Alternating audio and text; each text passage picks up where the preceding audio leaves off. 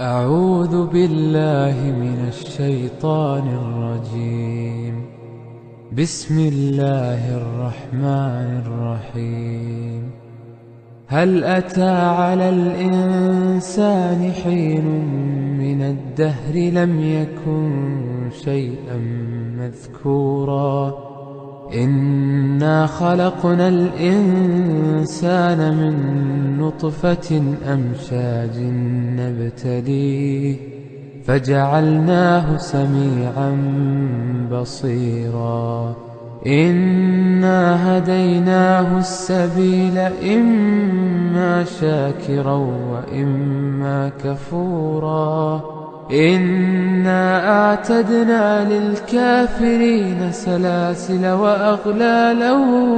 وسعيرا إن الأبرار يشربون من كأس كان مزاجها كافورا عينا يشرب بها عباد الله يفجرونها تفجيرا يوفون بالنذر ويخافون يوما كان شره مستطيرا ويطعمون الطعام على حبه مسكينا ويتيما وأسيرا إنما نطعمكم لوجه الله لا نريد منكم جزاء ولا شكورا إنا نخاف من ربنا يوما عبوسا قمطريرا فوقاهم الله شر ذلك اليوم ولقاهم نضرة وسرورا وجزاهم بما صبروا جنة وحريرا متكئين فيها على الأرائك لا يرون فيها شمسا ولا زمهريرا ودانية عليهم ظلالها وذللت قطوفها تذليلا ويطاف عليهم بآنية من فضة وأكواب كانت قوارير من فضة قدروها تقديرا ويسقون فيها كأسا كان مزاجها زنجبيلا عينا فيها تسمى سلسبيلا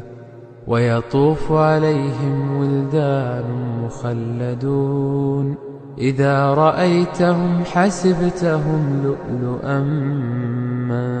منثورا وإذا رأيت ثم رأيت نعيما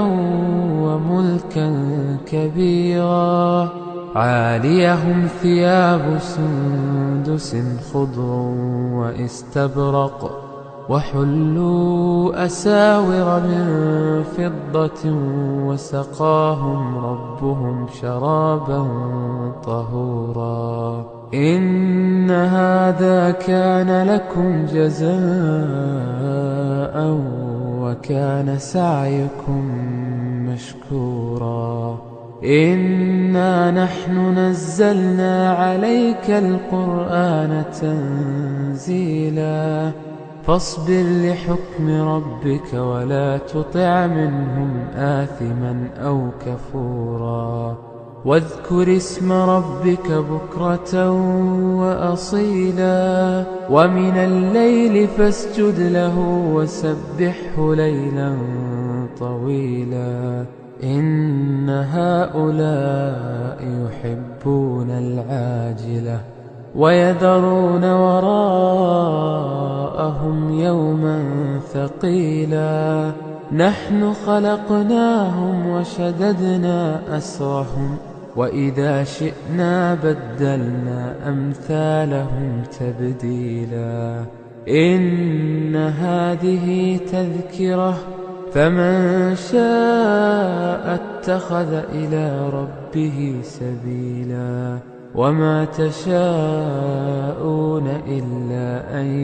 يشاء الله إن الله كان عليما حكيما يدخل من